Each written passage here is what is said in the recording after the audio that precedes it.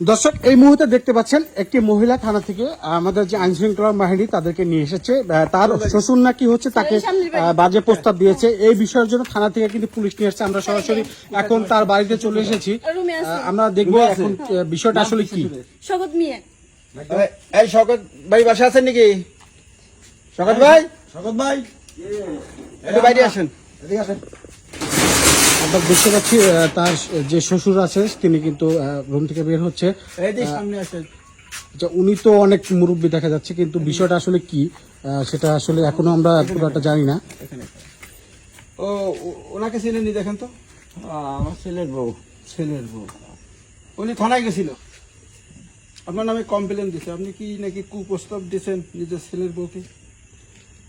বৌমা কি কইছি তোমার? আর তুমি থানায় যে পুলিশ আনিছো কেন? পুলিশ দেখি তো আমি চড়াই, আমার পাও কাঁপতেছে। স্যার আমরা একটা বিষয় জানার একটু জানার ছিল যে বিষয়টা হচ্ছে কি নিয়ে আসলে। মূলত উনি যে থানায় গিয়ে আপনাদের যে অভিযোগ জানিয়েছে এই বিষয়টা কি নিয়ে আসলে?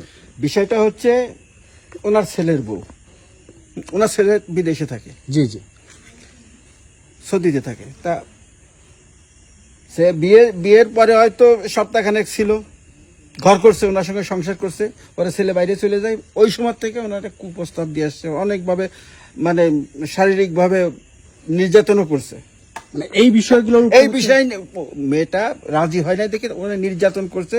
শেষমেশ কোনো কিনারা না পেয়ে আমাদের কাছে থানায় গেছে। আচ্ছা দর্শক, আপনারা শুনতে পেলেন যে স্যারের মুখ থেকে যে এই মেয়েটির উপরে নাকি সেই মুরব্বী অনেক নির্যাতন করছে এবং বাজে প্রস্তাব দিয়েছে। আমরা জানার চেষ্টা করব। আচ্ছা এক্সকিউজ মি আপু, আপনার হচ্ছে কি বিষয়টা উনি কি করেছে আপনার সাথে, বিষয়টা একটু জানান আমাদের।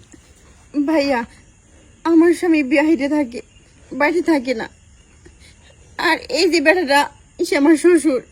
আমি যখন কি নাকি বারান্দায় এসে বসি, খালি কই বৌমা কাপড়টা উঠাও, বৌমা কাপড়টা উঠাও। আপনারা শুনতে পেলেন কি বাজে একটি কথা, কি বাজে একটি মন্তব্য তার ছেলের বউকে করতে পারে শ্বশুর। এটা আমরা আচ্ছা আমি একটু কথা বলি স্যার প্লিজ।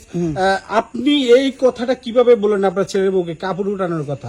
আপনার মানে এই বয়সের অনুযায়ী আপনার কি এই কথাটা বলতে একটু বুক কাঁপলো না আপনার? ভাই আমার কথা শোনেন, আমার দেন কাল দাঁত নাই, এই দেন দাঁত নাই। আমি একবার বুড়ো মানুষ, আমি চলতে পারি না। ওই যে বৃষ্টি আসতেছে, কাপড়গুলো শুকায় দিয়ে রয়েছে, তাই কষি বলে বৌমা কাপড়গুলো উঠো দি। স্যার আপনি কি কিছু বুঝতে পারছেন?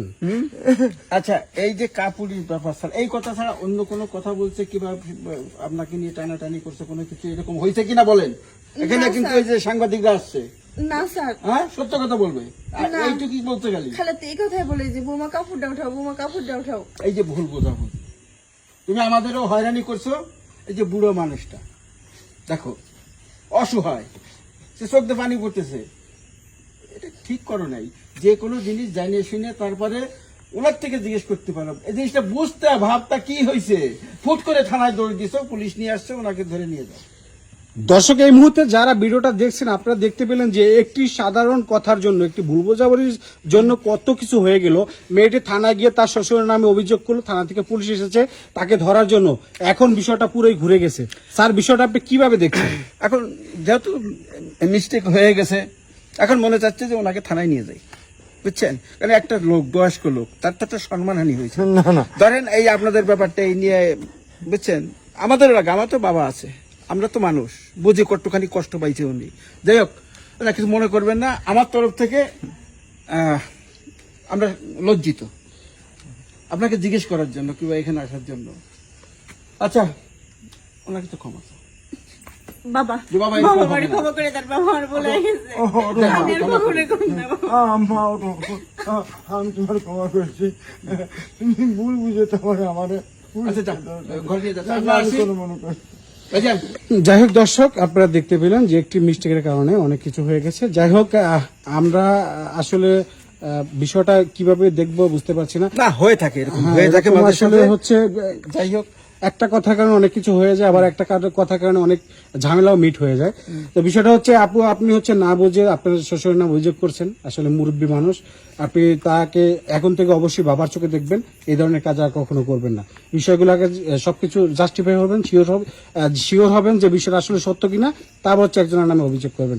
তো স্যার, বিষয়টা হচ্ছে এখন তো আর যাক, আর ওনাদের ভিতরে যেহেতু একটা হয়ে গেছে, আমরাও মিলিয়ে দিচ্ছি, এরকম যাতে না হয়, ঠিক আছে? ঠিক আছে, আর স্যার। বুড়ো মানুষ একটু সেবা যত্ন করো, যেহেতু শ্বশুর, হ্যাঁ, তুমি ছাড়া তার কেউ নাই।